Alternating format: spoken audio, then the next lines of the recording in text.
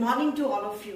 बेटे आज मैं 5th lecture of gravitational field लेके आई हूँ। जिन्होंने मेरा फर्स्ट लेक्चर अच्छे से समझा हुआ है, अंडरस्टैंड करा हुआ है, उन सब लोगों के लिए आज का लेक्चर बहुत इजी रहेगा, क्योंकि वेरी सिमिलर। क्योंकि फर्स्ट लेक्चर में हमने ग्रेविटेशनल फोर्स के साथ डील करा था। जैसे न्यूमेरिकल्स वहां पे करे थे वैसे ही न्यूमेरिकल यहाँ पे होने वाले हैं। और आज के लेक्चर में मैं करवाने जा रही हूँ आपको ग्रेविटेशनल फील्ड क्या होती है, ग्रेविटेशनल फील्ड इंटेंसिटी क्या होती है। जैसे ग्रेविटेशनल फोर्स में सुपरपोजिशन प्रिंसिपल लगता था, वेक्टर सम ऑफ फोर्सेस होता था, यहाँ पे भी superposition principle on electric field लगने वाला है, सॉरी ग्रेविटेशनल फील्ड लगेगा। और ये टॉपिक जो है very similar to the +2 standard के जो सिलेबस होगा, वहां पे इलेक्ट्रोस्टैटिक में डील करेंगे, तो वेरी सिमिलर यही न्यूमेरिकल आपको वहां पे भी मिलने वाले। तो कंसेप्ट अच्छे से समझने की जरूरत है सो दैट कि +2 में भी इजी लगे। और आज के टॉपिक में मैं न्यूमेरिकल्स करवाऊंगी। बेटे न्यूमेरिकल्स होंगे आपके जेई मेन के साथ रिलेटेड है, कुछ क्वेश्चन बहुत इंपॉर्टेंट क्वेश्चन है जो आज डिस्कस करेंगे। और जिन्होंने मेरा सेकंड लेक्चर अंडरस्टैंड करा हुआ है, first 2 lecture is very important for this lecture, 5th lecture is based upon the first 2 lectures. तो सबसे पहले आपको फर्स्ट 2 लेक्चर को अंडरस्टैंड करना है। तो आज का लेक्चर बड़ा इजी लगने वाला है। अगर आपने वो समझा हुआ है तो आपको ये रेपिटेशन में लगेगा, ठीक है। Okay, let's start. The very first definition of today's lecture is gravitational field. What do you mean by the gravitational field? बेटे हम लोगों ने पढ़ा हुआ है कि in this universe every bodies attract each other. हम लोगों ने पढ़ा हुआ है, न्यूटन्स ग्रेविटेशनल लॉ पढ़ा हुआ है। उसके अकॉर्डिंग क्या था, यूनिवर्स में 2 ऑब्जेक्ट्स एक दूसरे को अट्रैक्ट करती हैं, तो हमें अपीयर नहीं हो रही। द रीजन इज दैट कि वो अट्रैक्शन बहुत ही नेग्लिजिबल है, दैट्स व्हाई। लेकिन जब हम प्लैनेट्स की बात करते हैं तो वो हमें फील हो जाती है वो अट्रैक्शन। तो अगर मुझे फील्ड देखनी है तो ग्रेविटेशनल फील्ड को अंडरस्टैंड करना है, तो बेटे हम लोगों सबने एक्सपीरियंस करा हुआ है मैग्नेटिक फील्ड को। मैग्नेट लो, जैसे मान लो ये मैग्नेट है, आप मैग्नेट को आयरन के पास लेके जाते हो तो वो अट्रैक्ट करता है, दूर लेके गए तब भी अट्रैक्ट कर रहा है। अगर मैं और दूर ले जाऊं अब उसकी अट्रैक्शन कम हो रही है, और दूर ले जाऊं अब वो अट्रैक्ट नहीं करेगा। मतलब जिस रीजन तक, जिस स्पेस तक ये मैग्नेट आयरन को या मैग्नेटिक मटेरियल को अट्रैक्ट कर रहा है, that reason, that space is called the magnetic field. लेकिन अभी हम किसकी बात कर रहे हैं? ग्रेविटेशनल फील्ड की।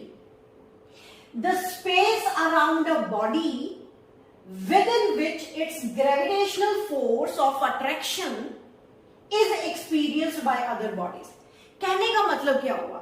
मान लो कि जैसे मेरी खुद की एक फील्ड है, मैं भी अट्रैक्ट कर रही हूं, आप मुझे अट्रैक्ट कर रहे हो, मैं आपको अट्रैक्ट कर रही हूं, लेकिन ये अट्रैक्शन विजिबल नहीं है because it is very negligible. अब अगर मैं अर्थ की बात करूं तो हम लोग अर्थ के सरफेस के ऊपर चिपके हुए हैं, खड़े हैं ना ऊपर, किसकी बदौलत? ग्रेविटेशनल फील्ड की बदौलत। जैसे फॉर एग्जांपल मान लो ये हमारी अर्थ है, तो अर्थ के बेटे सराउंडिंग में ग्रेविटेशनल फील्ड जो है it is a imaginary field, हमें दिखाई तो दे नहीं रही यहां पे ना, लेकिन ये अगर ये अर्थ है तो अर्थ के सराउंडिंग में फील्ड, अर्थ की फील्ड है बेटे, देयर आर ग्रेविटेशनल फील्ड। और क्या कर रहा है ये अर्थ, जिसका मास m है, वो सब ऑब्जेक्ट को अपनी तरफ अट्रैक्ट कर रहा है, सब ऑब्जेक्ट को अपनी तरफ अट्रैक्ट कर रहा है। All these are the imaginary lines, gravitational field show करी हुई है मैंने। तो ये हमें इतना तो पता है अर्थ अपनी तरफ अट्रैक्ट कर रही है, ठीक है। किस हद तक उसकी फील्ड है, जैसे जैसे आप अर्थ से दूर जाते जाओगे ग्रेविटेशनल फोर्स ऑफ अट्रैक्शन कम होती जाएगी, उसकी फील्ड कम होती जाएगी। लेकिन जिस रीजन तक इसकी फील्ड है, जिस रीजन तक ये फोर्स ऑफ अट्रैक्शन दूसरी ऑब्जेक्ट को एक्सपीरियंस करवा रही है, that space is called the gravitational field. I repeat again, earth सबको अपनी तरफ अट्रैक्ट कर रही है, लेकिन जैसे जैसे आप इससे दूर जाते जाओगे अट्रैक्शन कम होगी। दूर और गए और गए और गए, बहुत दूर चले गए, एक जगह पे जाके हम ये तो नहीं बोलेंगे कि ग्रेविटेशनल फील्ड जीरो होगी, लेकिन हम इतना बोल देते हैं कि gravitational field approaches to negligible. तो ये फील्ड है, these are the imaginary lines of the gravitational field, अपनी तरफ अट्रैक्ट कर रही है। लेकिन जैसे अगर मैं बनाऊं यहां पे, ये बेटे एक मैंने सर्कल बनाया, जैसे एक और मैं बनाती हूं, इसका मतलब समझाती हूं मैं कि कहना क्या चाहती हूं मैं। ये जो मैंने सर्कल बनाया है ना, व्हाट इज इट मीन्स, यहां पे देखा जाए, ये वाले सर्कल में देखो, अगर मैं यहां पे सिर्फ इतना रीजन देखती हूँ, इस रीजन में देखती हूँ, चलो मान लो ये सर्कल मैंने बनाया, इस रीजन में देखा जाए तो मेरी 3 मैग्नेटिक फील्ड लाइंस आ रही है। अगर इतना ही सर्कल में यहां पे बनाऊं तो सिर्फ एक ही मैग्नेटिक फील्ड लाइन आ रही है। तो उसका मतलब क्या हुआ? मतलब ये हुआ, जब अर्थ के पास है तो फील्ड स्ट्रेंथ ज्यादा है, जब अर्थ से दूर जाते जा रहे हो तो फील्ड स्ट्रेंथ कम होगी। अगर यहां पे मैं फ्री फॉल करती हूँ, ये मार्कर है, इसको मैं फ्री फॉल करती हूँ, तो ये कहां पे जाता है? नीचे जाता है, क्योंकि अर्थ उसको अट्रैक्ट कर रही है। तो अर्थ अट्रैक्ट कर रही है, किस हद तक अट्रैक्ट करेगी, किस रीजन तक अट्रैक्ट करेगी? उस रीजन तक जहां तक उसकी फोर्स ऑफ अट्रैक्शन एक्सपीरियंस हो रही है, that is called the gravitational field of earth. इसी तरह बाकी सब प्लैनेट्स की भी होती है, बाकी सब ऑब्जेक्ट्स की भी होगी। तो फील्ड क्या हुआ? ग्रेविटेशनल फील्ड रीजन हुआ, इट्स अ जस्ट रीजन। अब दूसरी बात, सेकेंड डेफिनेशन क्या है? ग्रेविटेशनल फील्ड इंटेंसिटी या फिर ग्रेविटेशनल फील्ड स्ट्रेंथ। अब बेटे जब स्ट्रेंथ हमने मेजर करनी है तो just wait, I have to erase this. जब हमने किसी की स्ट्रेंथ मेजर करनी हो तो क्या करते हैं?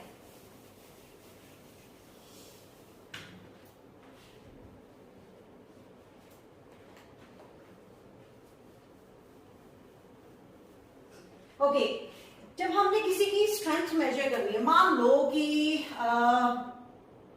यहां पे कोई मास, यहां पे कोई मास है m, कैपिटल M, और इस पॉइंट पे मैंने इसकी ग्रेविटेशनल फील्ड स्ट्रेंथ मेजर करनी है, ठीक है? तो क्या करूंगी बेटे, जब स्ट्रेंथ मेजर करते फिर तो कंपैरिजन होता है ना, किसी अकेले की स्ट्रेंथ कैसे, जैसे मेरी स्ट्रेंथ देखनी है तो मेरे अकेले की स्ट्रेंथ कैसे पता चलेगी? किसी के साथ लड़वाओ, है ना? तो लड़वाने का मतलब दैट मीन्स कि अगर कंपेयर करना है तो दो जाने का कंपैरिजन होगा ना, स्ट्रेंथ कंपेयर करनी है। तो क्या करो, आप मान लो इस मास की, यहां पे आपने उसकी gravitational field strength find out करनी है या फील्ड इंटेंसिटी फाइंड आउट करनी है, तो आप यहां पे एक बहुत ही छोटा मास, m0 मास, जिसको हम टेस्ट मास बोलेंगे। टेस्ट मास मतलब क्यों मैं वर्ड यूज कर रही हूं टेस्ट मास, या क्यों मैं वर्ड यूज कर रही हूं बहुत ही छोटा होना चाहिए, इतना छोटा कि अप्रोचेस टू जीरो, इतना छोटा कि अप्रोचेस टू जीरो। मतलब कहने का मतलब इसकी अपनी खुद की फील्ड ना हो। जब मैंने इसकी फील्ड मेजर करनी है, इसकी फील्ड स्ट्रेंथ मेजर करनी है, तो इसकी खुद की फील्ड ना हो, तो ये मेजर हो जाएगा। तो क्या करा, मान लो ये r डिस्टेंस पे मैंने इस पॉइंट पे इस मास की gravitational field intensity find out करनी है। तो क्या करेंगे, मैंने क्या करा, उस P पॉइंट पे जहां पे आपने फाइंड आउट करनी, मैंने एक टेस्ट मास रख दिया, छोटा सा मास रख दिया, यूनिट मास रख दिया, जिसकी अपनी कोई फील्ड नहीं है। ओके, तो हमें न्यूटन सर ने एक फॉर्मूला बड़ा अच्छा दिया हुआ है, F is equals to Gm upon r square. तो इन दोनों में जो फोर्स ऑफ अट्रैक्शन है वो हमें पता है न्यूटन सर के फॉर्मूले से, यूनिवर्सल न्यूटन्स लॉ के अकॉर्डिंग। ये हमने पहले लेक्चर में करा हुआ है।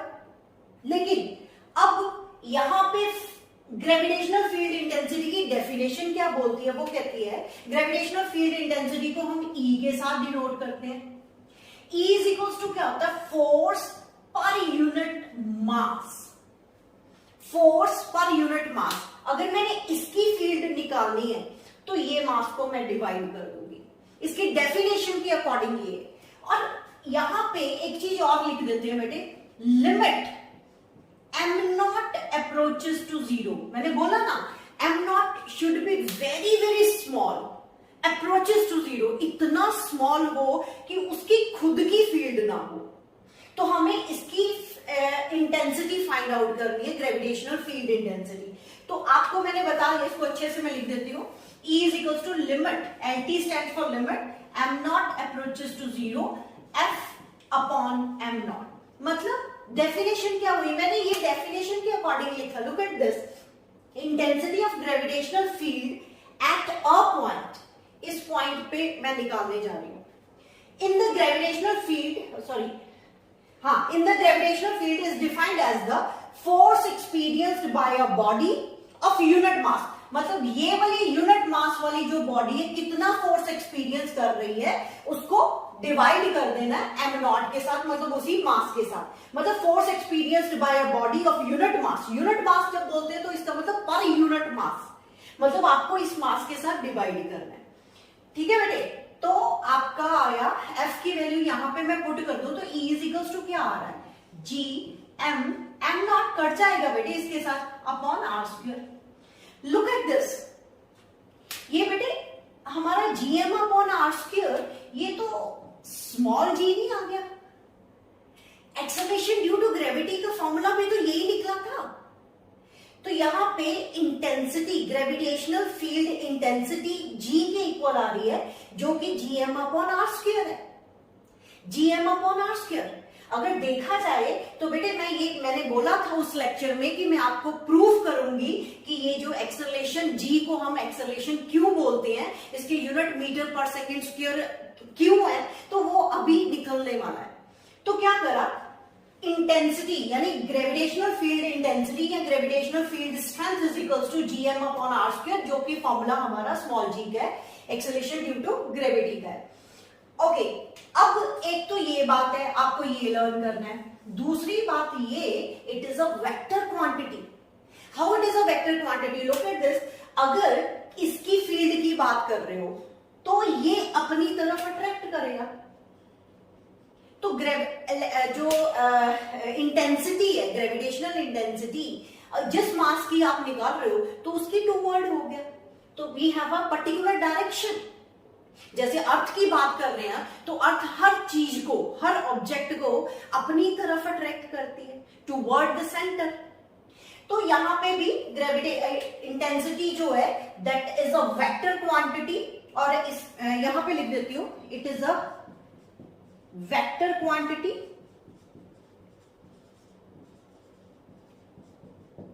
ओके, इसकी यूनिट देखो, इसकी यूनिट क्या है बेटे? Force per unit mass. तो यूनिट क्या हुआ है? ऐसा यूनिट क्या हुआ इसका? न्यूटन। ऐसा यूनिट ऊपर न्यूटन है पर केजी, यही हुआ ना। तो न्यूटन का क्या लिख सकते हैं? फोर्स क्या होता है? Mass into acceleration. तो न्यूटन का क्या लिख सकते हैं? किलोग्राम मीटर पर second square divided bye kilogram. ये तो कट रहा है तो मीटर पर सेकेंड स्क्वायर आ गया ना, तभी तो मैं बोल रही हूँ मीटर पर second square is the unit of, ऐसा unit of acceleration due to gravity, acceleration का। तो दैट्स व्हाई मैं बोल रही हूँ intensity is equals to G, जो कि फॉर्मूला भी सेम है।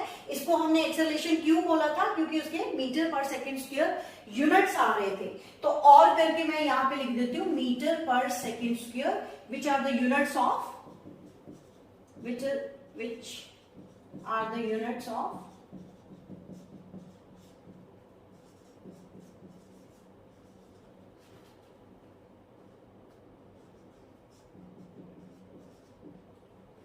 ठीक है बेटे। तो अभी के लिए मैंने सिर्फ, हाँ इतना बात ध्यान में रखना बेटे, gravitational field is a space, is a region जहां तक फोर्स एक्सपीरियंस हो रही है। ग्रेविटेशनल फील्ड इंटेंसिटी या स्ट्रेंथ वो क्या होता है? Force per unit mass. जिस बॉडी की फील्ड मेजर कर रहे हो और जिस पॉइंट पे आप मेजर कर रहे हो, इस पॉइंट पे मेजर कर रहे हो ना, तो वहां पे एक छोटा सा मास रख दो, टेस्ट मास। तो ये जो हम जिस पे टेस्ट कर रहे हैं, सीधी सी बात, जिस पे हम फील्ड टेस्ट कर रहे हैं इसकी, तो उसी मास के साथ डिवाइड कर दो फोर्स को, you get the gravitational field intensity. Note करो बेटे, इसको नोट करो।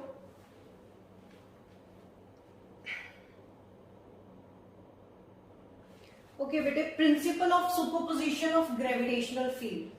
अगर आप सेकंड लेक्चर या फर्स्ट लेक्चर में देखोगे तो वहां पे मैंने सुपरपोजिशन ऑफ फोर्स करवाया था, gravitational force. Very similar definition, very similar concept. फर्क सिर्फ इतना है कि यहाँ पे हमने फोर्स को मास के साथ डिवाइड कर दो तो इलेक्ट्रिक फील्ड इंटेंसिटी आ जाएगा, सॉरी ग्रेविटेशनल फील्ड इंटेंसिटी आ जाएगा। अभी मैंने फॉर्मूला दिया ना, E इज इक्वल्स टू किसके इक्वल था, F अपॉन एम नॉट।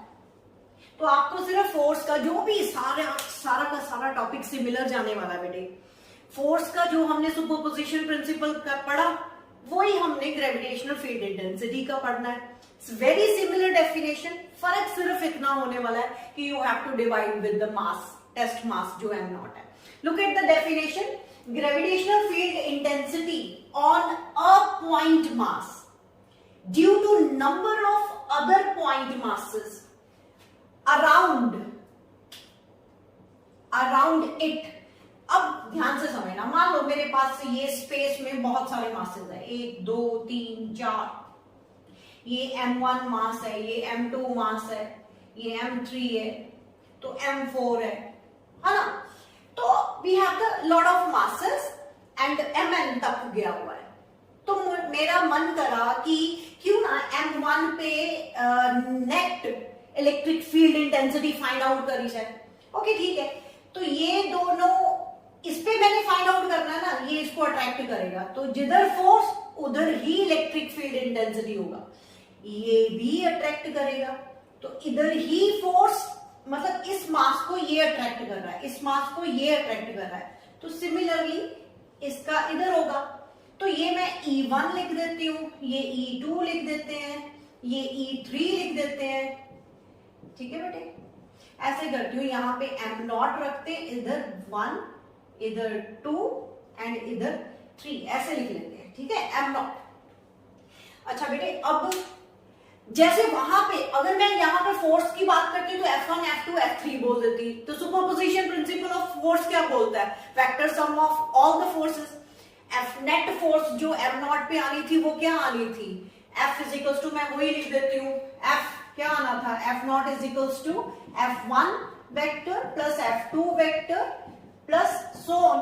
यही था ना superposition principle of the gravitational force. अब हम बात कर रहे हैं इलेक्ट्रिक फील्ड की। आप ऐसे करो, सबको m नॉट के साथ डिवाइड कर दो।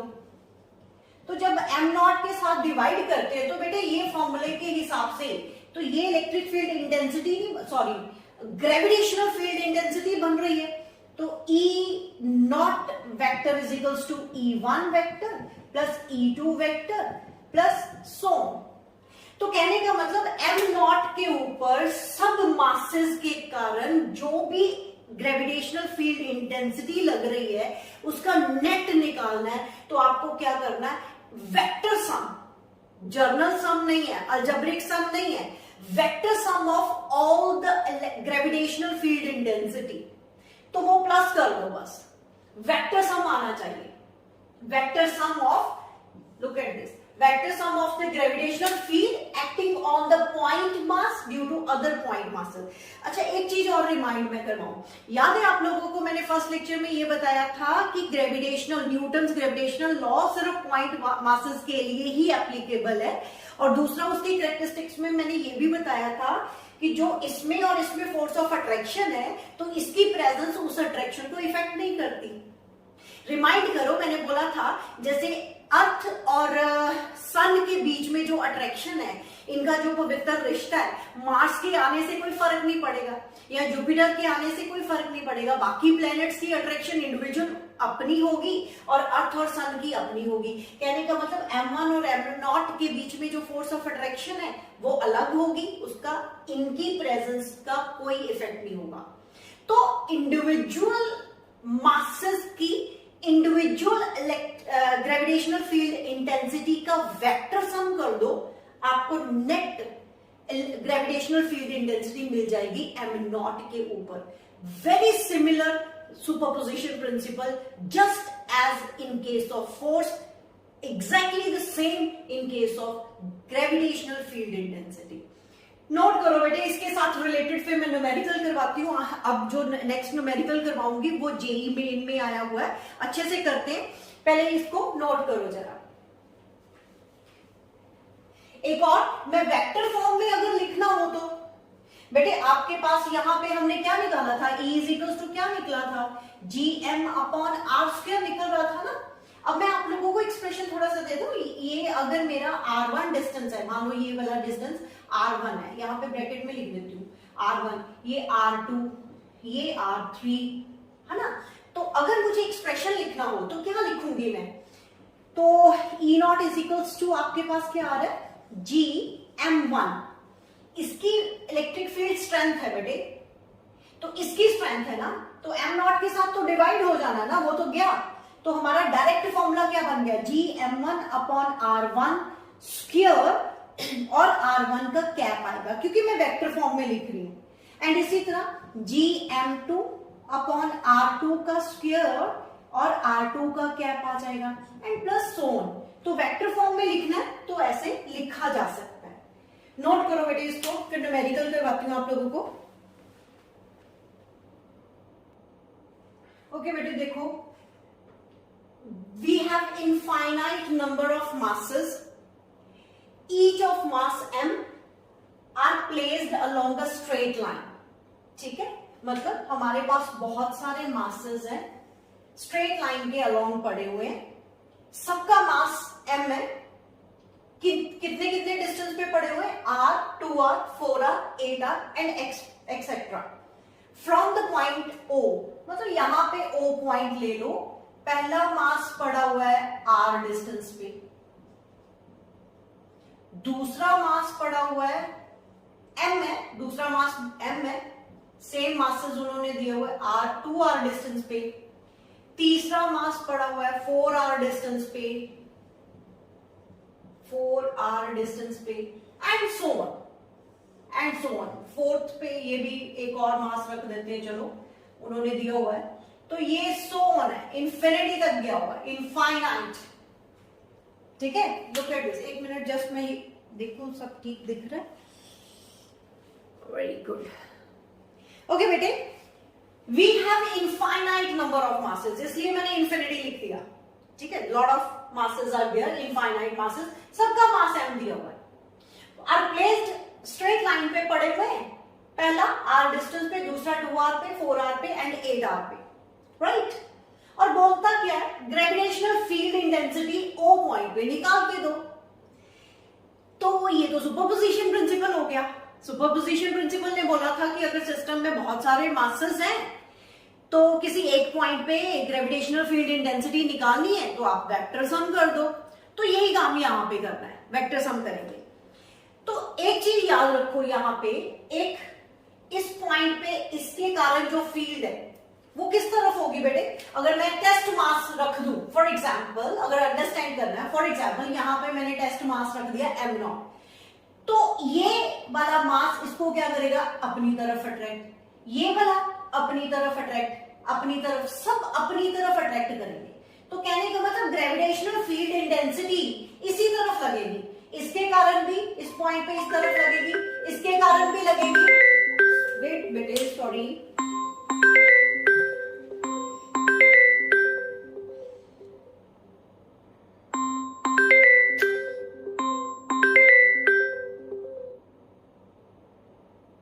Just wait.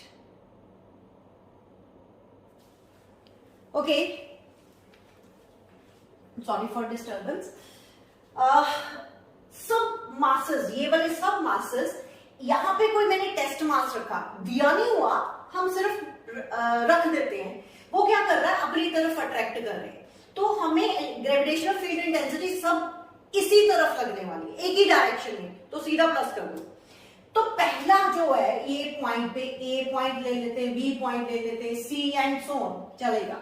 तो क्या करा बेटे, मुझे टोटल ग्रेविटेशनल फील्ड इंटेंसिटी निकालनी है, तो उसको क्या करा मैंने, एम ई नॉट पे निकालनी है, तो E not is equals to, पहले इसके कारण लिखू G M upon R square, G M ये वाला upon R square plus G M upon 2r square plus G M upon 4r square and so on. तो इसको थोड़ा खोल देते हैं, G M upon R square plus G M upon 4r square plus G M upon 16r square plus so on. तो common निकाले बेटे, जी M upon R square बाहर निकल रहा है और अंदर क्या आ गया, यहाँ पे 1, यहाँ पे 1/4 प्लस 1/16 प्लस सो ऑन। ये E naught gravitational field intensity O point पे इन मासेस के कारण हम लेके आ रहे हैं, वो फाइंड आउट कर रहे हैं। लुक एट दिस, ये जो सीरीज बन रही है बेटे, मैथ्स और फिजिक्स का बहुत ही गूढ़ा रिलेशन है। मैथ्स के बिना फिजिक्स नहीं चलेगी और फिजिक्स के बिना मैथ्स नहीं चलेगा। तो आपको मैथ्स को भी अंडरस्टैंड करना पड़ेगा, साथ साथ मैथमेटिकल स्टेप यहां पे यूज करने हैं। तो ये सीरीज आप लोगों ने मैथ्स में 2 सीरीज पढ़ी हुई है, AP series and GP series. AP series में क्या होता है और जीपी सीरीज में यहां पे क्या बन रहा है, ये हमें कैसे पहचान करेंगे, अगर ये टर्म और आगे जो टर्म्स हैं अगर उनमें कॉमन रेशो आ रही है तो जीपी सीरीज। यहां पे देखो, अगर इसको इसके साथ डिवाइड करो, इसको इसके साथ डिवाइड कर दो, चलो 1/4, इसको इसके साथ डिवाइड कर दो 1/4, आगे जो टर्म आएगी वो भी 1/4। मतलब ये सीरीज कॉमन रेशो वाली सीरीज है, तो ये जीपी है और ये इनफाइनाइट है। तो जीपी सीरीज में सम ऑफ इनफाइनाइट टर्म्स का फॉर्मूला होता है a upon 1 minus R, where a क्या है, फर्स्ट टर्म। बेटे जिन्होंने तो मैथ्स में पढ़ा हुआ है उनके लिए तो इजी है, जो पहली बार समझ रहे हैं तो उनके लिए मैं फॉर्मूला लिख देती हूँ। a क्या है, first term, here first term is 1, तो ये मैं 1 लिख देती हूँ यहाँ पे। और r क्या है, कॉमन रेशो, तो कॉमन रेशो यहां पे क्या है, 1/4। तो आपको सीधा ये फॉर्मूला लगाना है, सीधा ये फॉर्मूला। तो क्या करा, इस पूरी टर्म का जीपी सीरीज का जो सम करने जा रही हूं वो मेरा आ गया G M upon R square, अंदर आ जाएगा a यानी 1 अपॉन 1 माइनस 4, इसको सॉल्व करो, you get G M upon R square, अंदर आ जाएगा, नीचे 4 आया, 4 - 1 3/4, 4 उलट के ऊपर 4/3। This is your answer. तो ये आप ऑप्शन आपको टिक करनी है, E naught gravitational field intensity this point O point पे इन सब मासेस के कारण, जो इनफाइनाइट हमें मासेस दिए हुए हैं उसके कारण जो फाइनल रिजल्ट आया ग्रेविटेशनल फील्ड इंटेंसिटी का, वो ये वाला आया। नोट करो बेटे, इंपॉर्टेंट क्वेश्चन है, नोट करो इसको।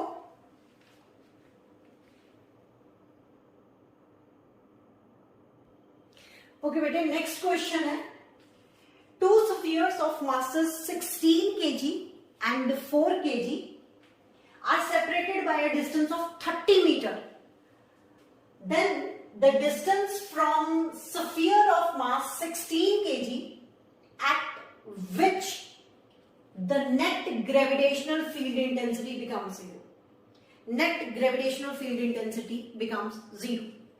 मतलब ये, अच्छा ये न्यूमेरिकल करवाने से पहले एक चीज मैं फील करवाती हूँ बेटे। हम यहाँ पे अर्थ पे खड़े, तो अर्थ की पूरी ग्रेविटेशनल फील्ड है, हमें पकड़ के रखा हुआ है। कहने का मतलब अगर अर्थ है, अर्थ क्या करती है, सबको अपनी तरफ अट्रैक्ट करती है टूवर्ड द सेंटर। आप यहाँ पे खड़े हो तब भी टूवर्ड द सेंटर, आप यहाँ पे खड़े हो तब भी टूवर्ड द सेंटर, आप यहाँ पे खड़े हो तब भी toward the centre he attract कर रही है। है ना, इधर इधर इधर इधर। ये लास्ट लेक्चर में मैंने बात बताई थी कि एक क्वेश्चन डाला था आप लोगों के दिमाग में कि अगर गोल है अर्थ, तो यहाँ पे जो पानी है, जब हम यहाँ पे नीचे खड़े हैं तो नीचे क्यों नहीं गिर जाते? तो मैंने बताया था कि ग्रेविटेशनल फील्ड है, फोर्स ऑफ अट्रैक्शन है फील्ड की, जिसने हमें पकड़ के रखा हुआ है। तो सबकी सारी की ग्रेविटेशनल फील्ड ऑफ अर्थ जो है and always act toward the centre of the earth. तो तभी तो हम चिपके हुए हैं। जो पानी भी है अर्थ के ऊपर, वो उसके सरफेस के ऊपर ही रहता है, सिर्फ ग्रेविटेशनल फील्ड अट्रैक्शन के बदौलत। ठीक है बेटे? ओके, अब मेरा पॉइंट क्या है? मेरा पॉइंट, अब मैं क्या एग्जांपल देना चाहती हूं आपको। मेरे क्वेश्चन में क्या बोला गया, वो कहता कि एक तरफ है 16 kg, एक तरफ है 4 kg, 16 kg 4 kg, बीच में वो पॉइंट निकालो जहां पे net electric field, sorry gravitational field strength जो है वो 0 हो जाए। ये कैसे हो सकता है? कोई पॉइंट मिलेगा ऐसे? जैसे फॉर एग्जांपल बेटे, हम अर्थ के ऊपर जाते हैं, हाइट पे जाते हैं, तो मैंने आप लोगों को बताया हुआ है कि हाइट पे जाओ तो ग्रेविटेशनल फील्ड की वैल्यू जो है वो डिक्रीज करती है, जी की वैल्यू डिक्रीज करती है। तो ऑब्वियस है फिर ग्रेविटेशनल फील्ड इंटेंसिटी वैल्यू भी डिक्रीज करेगी, क्योंकि हम लोगों ने अभी पढ़ा ना, ग्रेविटेशनल फील्ड इंटेंसिटी और जी बोथ आर सेम। तो हाइट पे जी की वैल्यू कम हो रही है, इसका मतलब ग्रेविटेशनल फील्ड इंटेंसिटी भी कम हो रही है। और जाओ और जाओ और जाओ, ऊपर जाओ, तो मान लो मेरे पास कुछ, मैं ऐसे समझाती हूं, मान लो ये अर्थ है और यहां पे मून ले लेते हैं, ठीक है? तो यहां पे तो अर्थ की काफी अट्रैक्शन है, आप दूर जा रहे हो और दूर जा रहे हो और दूर जा रहे हो, तो अभी तक तो अर्थ ही अट्रैक्ट कर रही है। लेकिन इधर जाओगे तो मून भी अट्रैक्ट करना शुरू हो जाएगा। तो एक पॉइंट ऐसा आ जाएगा बीच में, एक लाइन ऐसी आ जाएगी जहां पे नल पॉइंट आ जाएगा। What do you mean by the null point? The null point is that point where the gravitational field intensity of Earth or Moon equal and opposite. Equal and opposite. तो अगर अर्थ इधर attract कर रही है तो moon उधर attract करेगा।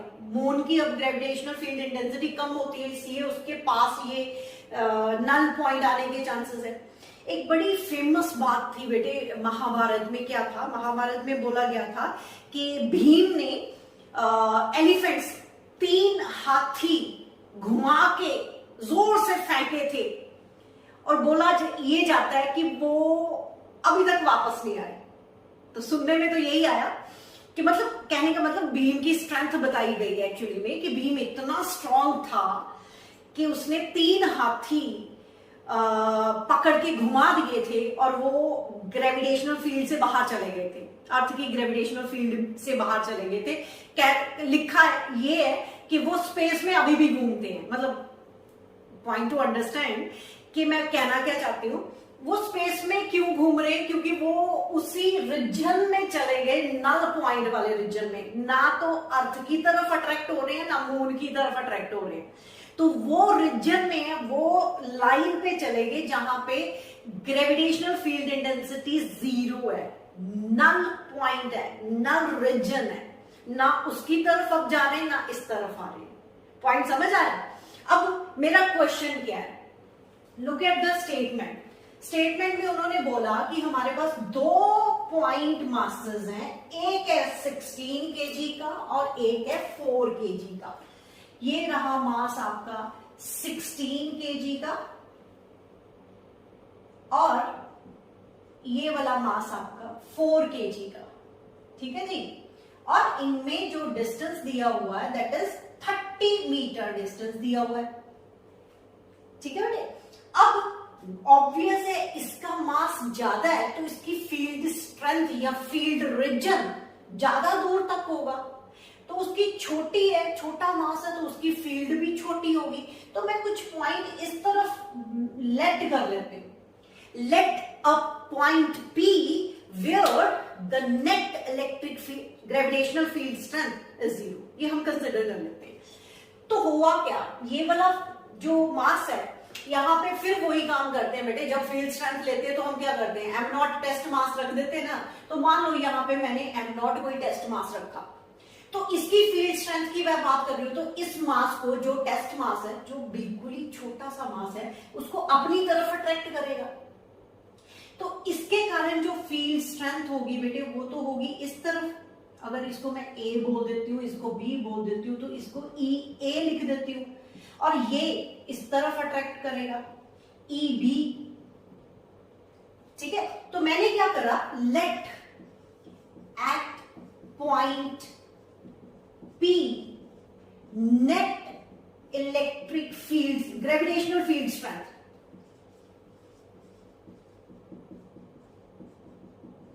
Gravitational field strength is 0। तो वो तो तभी होगा ना जब E A is to E B होगा, है ना। तो ये भी मान लो बेटे, ये वाला डिस्टेंस आप x मान लो, और ये कितना होगा, 30 माइनस एक्स हो जाएगा, है ना, 30 माइनस एक्स हो जाएगा। टोटल 30 है, इधर वाला x मान लिया मैंने, x पता है कौन सा वाला माना, जहां से उसने मांगा। Then the distance from the sphere जिसका मास 16 kg है, तो 16 kg वाला ही डिस्टेंस मेजर करने को बोल रहा है, कहता 16 kg से कितनी दूरी पे वो पॉइंट है जहां पे इलेक्ट्रिक फील्ड इंटेंसिटी 0 है, तो वो फाइंड आउट करना। तो मैंने लेट भी इसी तरफ वाला कर लिया, तो x इस तरफ वाला, और ये हुआ 30 माइनस एक्स। ओके, तो यहाँ पे बेटे E A is equals to E B होगा, तभी net electric gravitational field intensity 0 होगी, तो मैंने इक्वल कर दिया। तो ये कितना हुआ, जी एम कितना है 16 अपॉन इनका डिस्टेंस कितना है X square is equals to उधर जी इंटू 4 अपॉन डिस्टेंस कितना है 30 माइनस एक्स स्क्वायर। काट दो जो कट रहा है, तो यहां पे ये कटिंग करेंगे तो ये 4 आ गया, तो आपके पास आया 4 upon X square is equals to 1 upon 30 minus X का होल स्क्वायर। तो यहां से थोड़ा सॉल्व करते हैं, 30 माइनस एक्स का whole square divided by X square is equals to 4, square root both side. तो जब स्क्वायर रूट लेंगे ना, 30 minus X upon X is equals to plus minus 2 होने वाला है। जब square root both side, under root इधर लगा दो, अंडर रूट उधर लगा दो, जब करेंगे तो ये दोनों ऑप्शन आती है। तो यहां से आपको सिर्फ प्लस टू वाली ही, पॉजिटिव वाली ही वैल्यू उठानी है, नेगेटिव वाली नहीं उठानी। उसका रीजन मैं बताती हूँ आपको, पहले हम प्लस वाली के साथ सॉल्व करते हैं। Upon X is equals to 2, यहाँ पे 30 minus X is equals to 2x, ये उधर गया तो 3x इज इक्वल्स टू 30, और this implies that x is equals to 10, x is equals to 10 metre. ठीक है बेटे, ये कुछ गड़बड़ हुआ।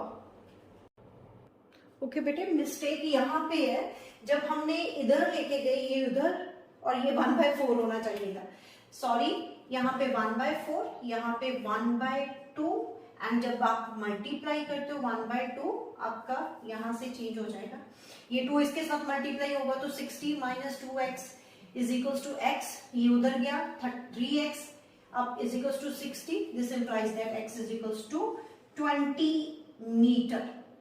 20 मीटर कहने का मतलब 16 kg से 20 मीटर डिस्टेंस पे ऐसा पॉइंट मिल जाएगा जहां पे ग्रेविटेशनल फील्ड इंटेंसिटी 0 होगी, that means we get the null point.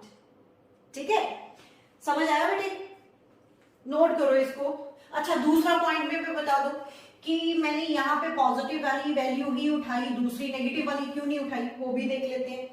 मतलब आपका अगर 30 माइनस एक्स अपॉन एक्स होता इज इक्वल्स टू माइनस 1/2, तो इधर 60 minus 2x is equals to minus X होता, ये उधर जाता तो पॉजिटिव, यानी x इज इक्वल्स टू 60, है ना, ये उधर गया पॉजिटिव हो गया, 2x minus x, x is equals to 16।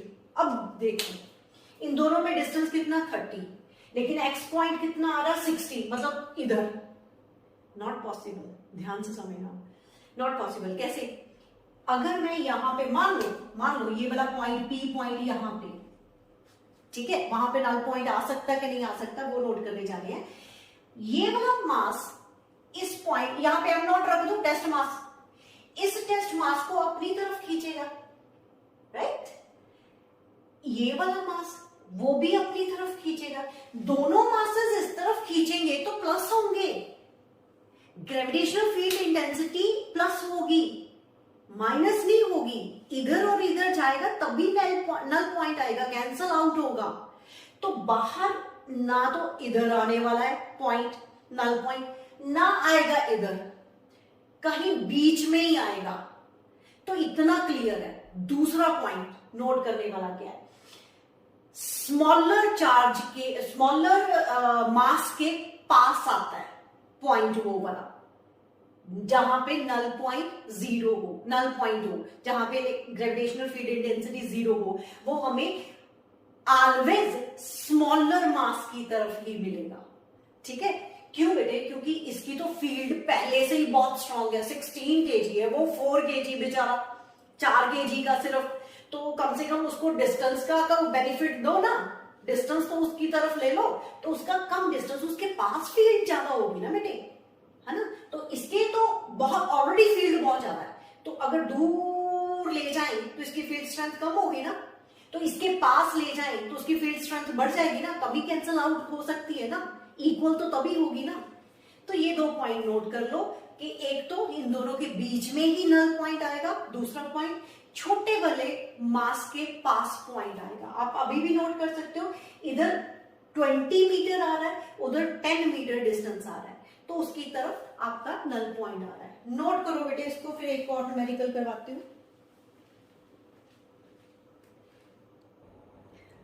Okay बेटे, दो क्वेश्चन मैंने लिखे हुए हैं, थर्ड क्वेश्चन पहले करते हैं। Find the relation between the gravitational field on the surface of two planets. हमारे पास दो प्लैनेट है ए एंड बी, उनके सरफेस के ऊपर ग्रेविटेशनल फील्ड हमने फाइंड आउट करनी है। बेटे एक चीज और मैं बता दूं, ग्रेविटेशनल फील्ड और ग्रेविटेशनल फील्ड इंटेंसिटी में फर्क इतना ही है, बोलते हैं हम दोनों सेम बोल लेते हैं, ग्रेविटेशनल फील्ड इंटेंसिटी को ग्रेविटेशनल फील्ड भी बोल देते हैं, लेकिन फर्क सिर्फ इतना है, ग्रेविटेशनल फील्ड वो रीजन है जहां तक उसको फोर्स एक्सपीरियंस कर सकते हैं, और ग्रेविटेशनल फील्ड इंटेंसिटी क्या है, फोर्स पर यूनिट मास। तो ये दोनों इक्वल मान के चले जाते हैं। मोस्टली टीचर लोग ग्रेविटेशनल फील्ड और ग्रेविटेशनल फील्ड इंटेंसिटी को ऐसे ही बोल देते हैं, फ्लो में सेम बोलते हैं। ओके, अंडरस्टैंड कर लेना वो। Now come to the point, find the relation between the gravitational field on the surface of two planets. A planet है, बी प्लैनेट है, इसके सरफेस के ऊपर, इसके सरफेस के ऊपर हमने gravitational field intensity find out करनी है। मास दोनों का दिया हुआ है ma mb, रेडियस दोनों का दिया हुआ है ra rb, if they have the same density, if they have the same density. ये क्यों दे दिया? यहां पे डेंसिटी दोनों की सेम है। अभी ध्यान से देखना, एक मैं समझाऊंगी, दूसरा आप खुद करोगे। मान लो ये मेरे पास एक प्लेनेट है ए और दूसरा प्लेनेट है बी, इसके सरफेस के ऊपर यहां पे, इसके सरफेस के ऊपर यहां पे मान लो इसकी ग्रेविटी g है और इसकी ग्रेविटी g डैश है।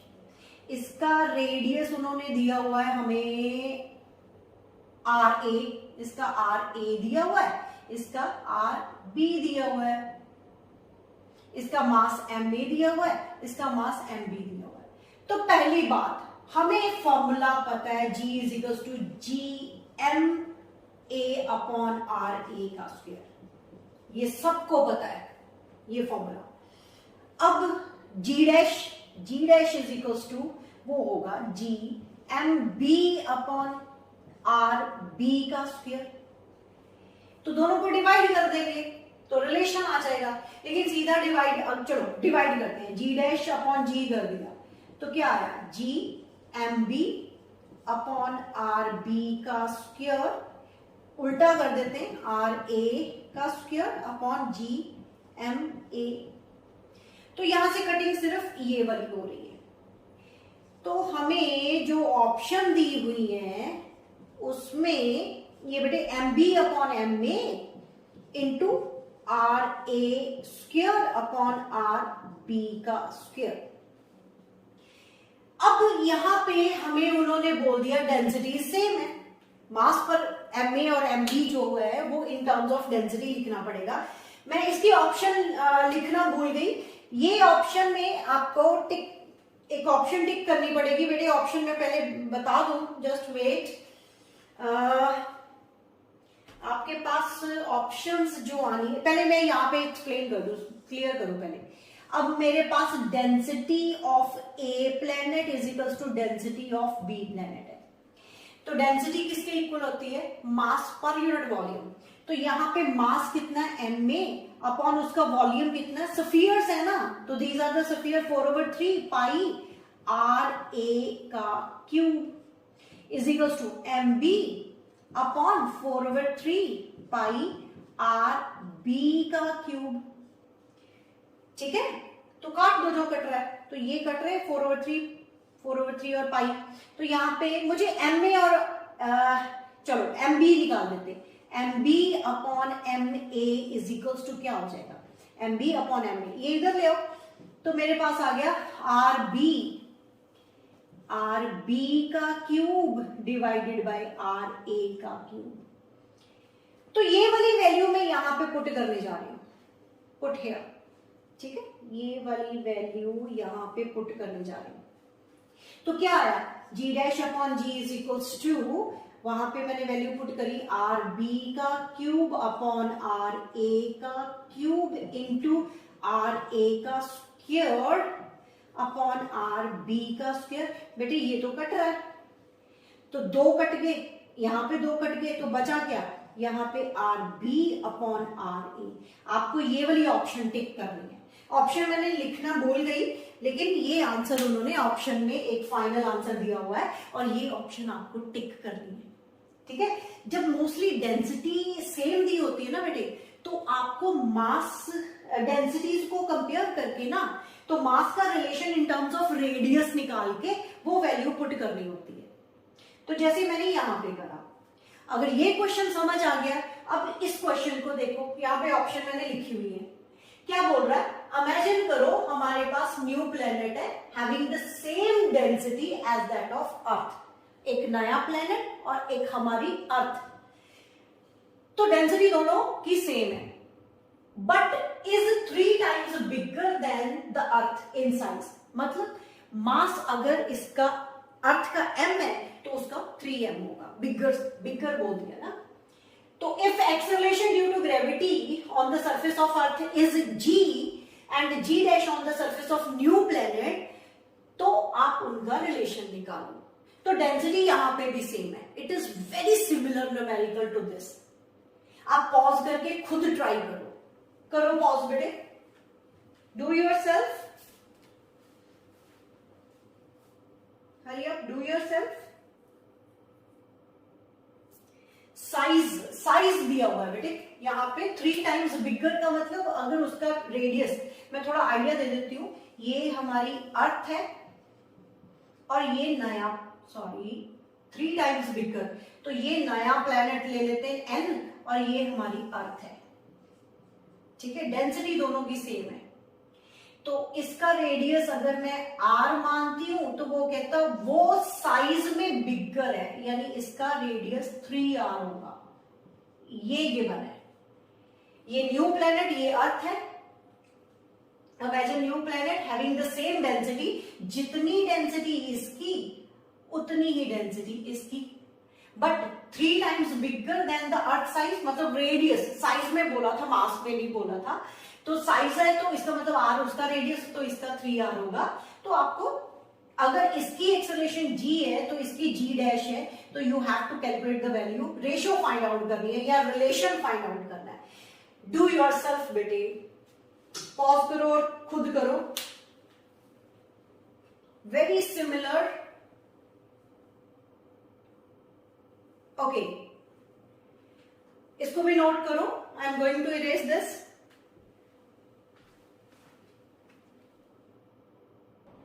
ओके, ट्राई करो बेटे। देखो, जब तक आपका कोई मैच नहीं कर रहा कौन सा आंसर आ रहा है?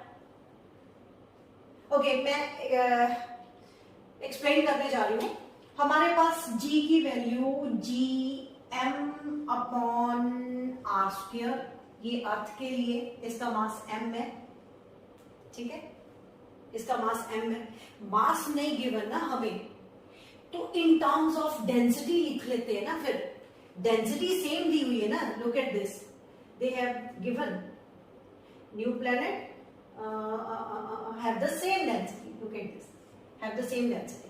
तो डेंसिटी को इक्वेट करके मासेस लेते हैं। पहले मुझे यहां पे लिख देना है g is equals to 4/3 pi r cube into rho upon R square. बेटे मैंने मास लिख दिया ना, डेंसिटी हमारा मास पर यूनिट वॉल्यूम होता है, तो mass is equals to density into volume, density into volume 4/3 pi r cube कर दिया। तो इन टर्म्स ऑफ डेंसिटी में डायरेक्ट g की वैल्यू निकालने जा रही हूँ। g 4/3 आगे लिख देते हैं, g पाई 2r कट गए, r एक रहा, रो। ये मेरी अर्थ की बात हो रही है। नए वाले प्लेनेट की g डैश लिख लेते हैं, इसी तरह डायरेक्ट उसका भी आ जाएगा 4/3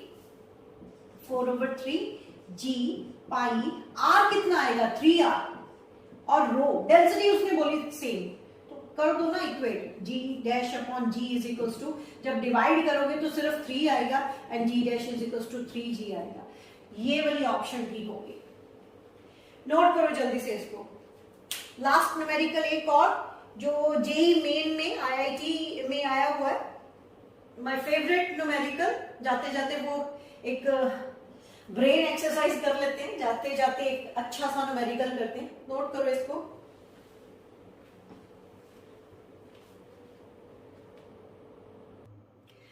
ओके बेटे, ये वाला जो क्वेश्चन मैंने रिटन कर रहा है that is very important for entrance. IIT में आया हुआ है बेटे, जेई मेन में, और ये मैं नेक्स्ट वीडियो में डिस्कस करती हूँ इन डिटेल, ठीक है। आज का लेक्चर मैं कंप्लीट करने जा रही हूँ। आज के लेक्चर में बेटे मैंने electric field strength, gravitational field strength के बारे में बताया, और नल पॉइंट कहां पे निकाल सकते हैं वो बताया। आज के लेक्चर का कंसेप्ट आपको फर्स्ट 2 लेक्चर से मिल जाएगा, मतलब काफी सिमिलर है। जो हम फोर्स के साथ करते हैं वो ही हमने ग्रेविटेशनल फील्ड इंटेंसिटी के साथ करा। मैं फिर से बता देती हूँ, ग्रेविटेशनल फील्ड और ग्रेविटेशनल फील्ड इंटेंसिटी ये मोस्टली टीचर सेम बोल जाते हैं, मतलब फ्लो में सेम बोल जाते हैं, लेकिन ग्रेविटेशनल फील्ड का मतलब क्या, वो रीजन, वो स्पेस, यहाँ पे फोर्स एक्सपीरियंस होती है, एंड ग्रेविटेशनल फील्ड इंटेंसिटी क्या होती है, फोर्स पर यूनिट मास। अच्छे से प्रिपेयर करो, न्यूमेरिकल्स खुद करके देखा करो। न्यूमेरिकल बेटे ब्रेन एक्सरसाइज है, जस्ट इंजॉय करो न्यूमेरिकल्स नो, टेंशन लेके नहीं करना चाहिए। All the very best, thank you very much बेटे।